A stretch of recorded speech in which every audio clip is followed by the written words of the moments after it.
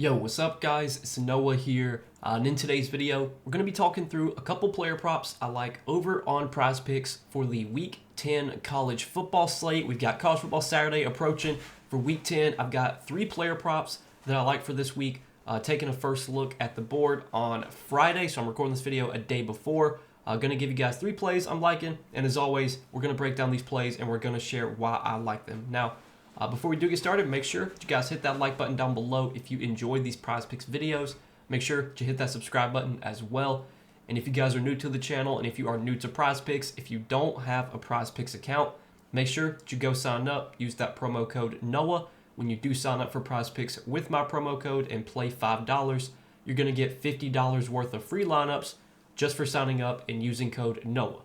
And also, we are partnered with Sleeper, so I do want to give a quick shout out to Sleeper. If you guys have never heard of Sleeper, you can download the Sleeper app, use promo code NOAH, get your first deposit matched up to $100, and you're also going to get a free $20 entry. So this is going to be a way for you to be able to try out the Sleeper app. No deposit required. If you do decide to make a deposit, you still will get that deposit bonus, but Sleeper is going to give you a free $20 entry just for signing up and using code NOAH. Use that free entry. Any money you win off that, you can then use to try and start to build up your bankroll over on Sleeper, but highly recommend you guys get over to Sleeper. I don't know how long they're going to be doing this promotion, but while they are running it, I want to promote it to you guys since it's a way for you to be able to try out the Sleeper app. No deposit required. Get that free entry while it's available. Again, if you don't have an account on Sleeper, download the app, use code NOAH, get that deposit bonus, get that free entry, and start winning some money over on Sleeper. Sleeper does offer college football props as well, so for those of you that were maybe curious, you can take college football on Sleeper. So yeah, check them out, guys. Link down below in the description, or just download the Sleeper app. But let's talk about some Prizepicks plays here for the Week 10 slate. Now, I do want to recap the plays that we gave out for last week for Week 9. So last Saturday, we gave out 3 picks and went 3-0. So hopefully you guys tailed. We took Bear Botmeyer over fantasy score 18.5. That cashed relatively easily. Botmeyer had a really big game, had over 30 fantasy points. We took Lou Altmaier over 15.5 fantasy points. That also cashed. Altmaier had a good game. I think he put up like over 20 fantasy points.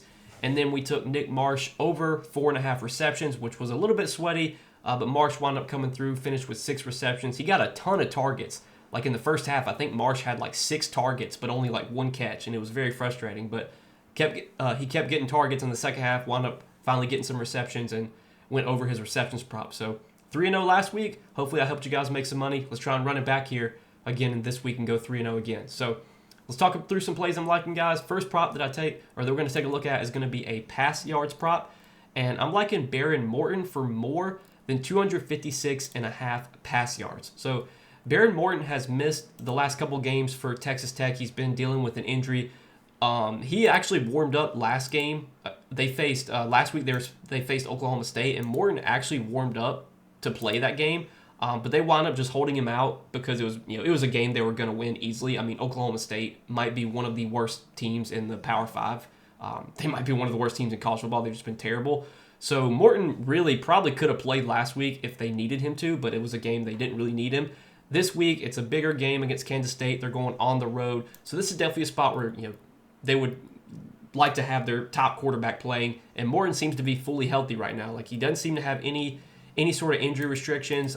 He seems to be full go, good to go for this game. So I'm expecting a fully healthy Baron Morton here. And when Baron Morton has played this season, he has been really good. Texas Tech has been probably one of the biggest surprises this year. Texas Tech, offensively, they've been really good. Their defense has been good as well. And you look at what Morton has done this season in the games he's played in. He's gone over this line in 3 out of 6 games that he's played in this year.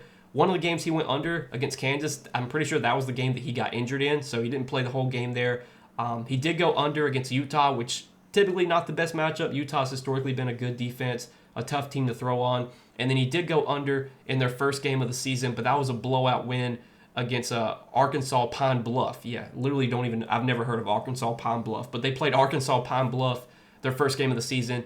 Morton only had 201 pass yards in that game, but it was a blowout win. They didn't really have to throw much. This is a spot going on the road where you would think Texas Tech probably will be forced to throw a little bit more. Texas Tech has had a lot of positive game scripts this year. Pretty much every game that Morton has played in, Texas Tech has had like a big lead, so they really haven't had to force it. But we did see him have 40 pass attempts against Houston, threw for over 340 yards in that game.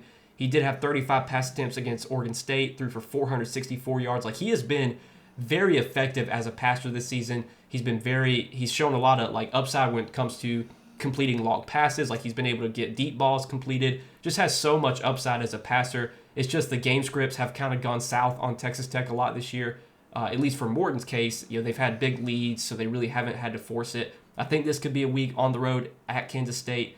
I'm not saying that Kansas State's going to win this game or anything, but I think this game could be competitive enough to where Texas Tech has to keep their foot on the gas pedal and continue to throw the ball. And if we get like 30-plus pass attempts from Baron Morton, especially with how effective he's been as a passer this year, completing a lot of long passes, we can definitely get 257 pass yards from him in this spot. So I do like Baron Morton to go over his pass yards this week as our first prop for Saturday.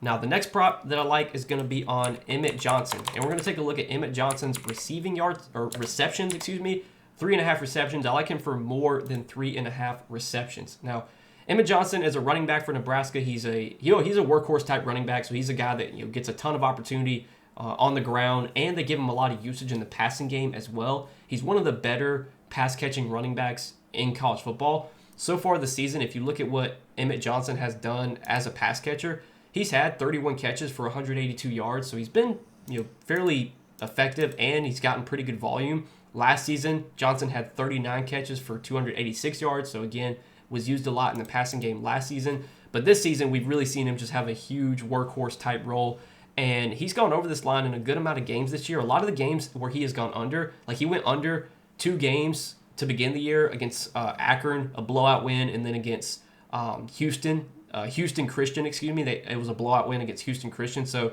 2 of the games he went under this line were blowout wins where they didn't really have to throw the ball a ton.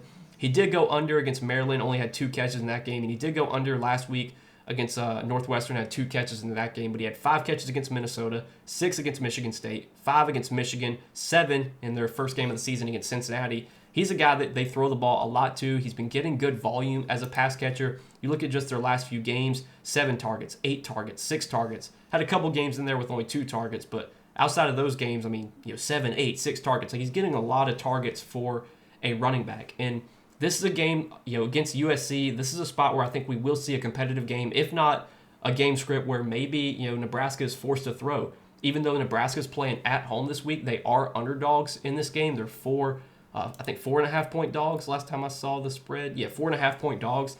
USC has had one of the more explosive offenses in college football this year, especially through the air. USC's been really effective. I'll be interested to see how USC's offense does against this Nebraska defense, because Nebraska has had one of the best pass defenses this season. But I think if there's any team that could beat them through the air, it's probably this USC team, with how good they've been, with Jaden Mayava, how good he's been. So I definitely think this is a spot where we could see USC get out to a lead, and we see more dropbacks for Dylan Raiola, more pass attempts, and potentially more opportunities for Emmett Johnson to be used in the passing game. So I do like Emmett Johnson for more than 3.5 receptions here. I don't mind taking his receiving yards as well at 26.5. I think that's totally fine. There's a chance he goes over receiving yards without getting 3 catches. There's a chance maybe he gets 4 catches but not 27 yards. It's kind of pick your poison. So far this season, in the games where he's had at least 4 catches, he's had 27 yards, 32 yards, 37 yards, and 37 yards. So every game where he's gone over yards, he's also gone over receptions and vice versa. There was one game, first game of the season against Cincinnati, he had 27 yards, but he had 7 receptions. Again, it's pick your poison. I think both these are good, receiving yards and receptions, but I personally prefer taking the receptions prop on Emmett Johnson. And then the last prop that we're going to take a look at is going to be on Devin Dampier. And I like Devin Dampier for more than 48.5 rush yards. Now, Dampier is the quarterback for Utah. He is a dual threat quarterback. He's a guy that runs a lot. Last season, he wasn't on Utah last season, but he transferred over to Utah this year. Last season, he was at New Mexico, I'm pretty sure. It was either New Mexico or New Mexico State. I think he was at New Mexico.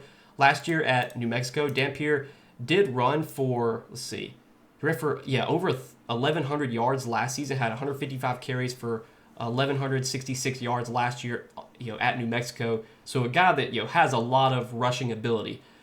Typically, we see his rush yards lines in the high 60s, typically 65-ish. The reason I think his lines are lower this week is because he is coming back from injury. Dampier is dealing with an ankle injury. He actually warmed up. I think he actually did warm up to play last week, but they wound up not playing him in that game. I think it was a game they were like easily expected to win. Yeah, they played Colorado last week. That was a game that were like, I think they were double-digit favorites. Dampier wound up not playing last week, even though he was off the injury report. He was listed as available. He just, they didn't play him, and that happens with college football. Like the injury reporting in college football is so terrible.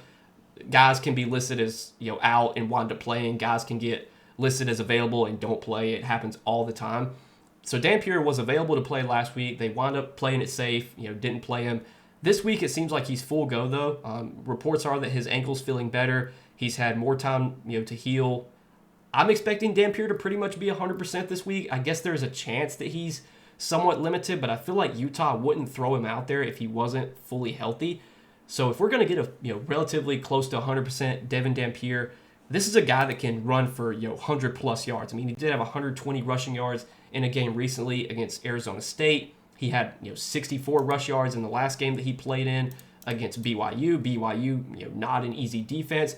This spot against Cincinnati is one that I think does set up pretty well for Dampier. Cincinnati's defense has not been great this year. They've especially been bad against the pass, against quarterbacks, and they haven't faced a lot of mobile quarterbacks this year, but the two mobile quarterbacks that they did face did have a lot of success on the ground against them. So Cincinnati faced Kansas earlier this year and faced Jalen Daniels, who's a mobile quarterback. Daniels did have 14 carries for 55 yards against Cincinnati, and then they also faced UCF. At the time, UCF's quarterback was Cam Fancher. I think that's how you say his last name. He's a mobile quarterback. He ran for over 100 yards against Cincinnati. So when Cincinnati has faced mobile quarterbacks, they have given up rush yards to them. I think this is a really good spot for Dampier to be able to run. It's just a good matchup overall. And Cincinnati, I think, has an explosive enough offense where they can keep this game relatively competitive, where Utah doesn't play it safe in the second half and just really run a bunch of running back or give a bunch of carries to the running back. I think we'll continue to see dropbacks for Devin Dampier. We'll continue to see design runs for him. That's one thing that I like. He gets a lot of design runs. So there'll be a lot of times when they do read options for Dampier. He just has a lot of ways to get rush yards. Obviously, quarterback rush yards in college can be more volatile because if you're unaware, quarterbacks do lose yards when they get sacked. But Dampier's done a pretty good job of not getting sacked this year. He's, again, very mobile. So if he has pressure on him, he can usually escape it and get yards. I like him to get more than 48.5 rush yards this week. I think the sportsbook market seems to be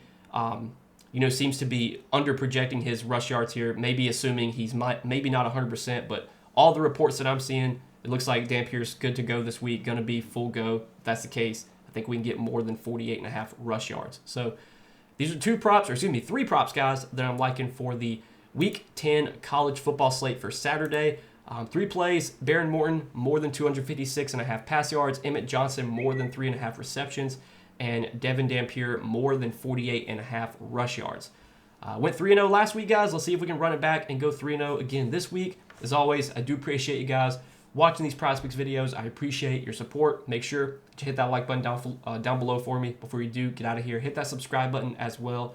And be sure to go check out our sponsors, Prizepicks, Sleeper. Use promo code NOAH over on Prizepicks. Get those $50 worth of free lineups. Use promo code NOAH over on Sleeper. Get that deposit bonus and that $20 free entry as well. Always appreciate you guys supporting our sponsors, because obviously the sponsors support me. Anytime you guys sign up for Prizepicks Sleeper using my promo code, it does help to support me, support the channel, so I do greatly appreciate it. But always appreciate your support, guys, on these YouTube videos. Let's keep making some money on this college football season. Let's keep winning, and let's see if we can go 3-0 again this week and hit all 3 of these plays. But good luck, guys. Appreciate your support. We'll see you guys in the next one. Peace.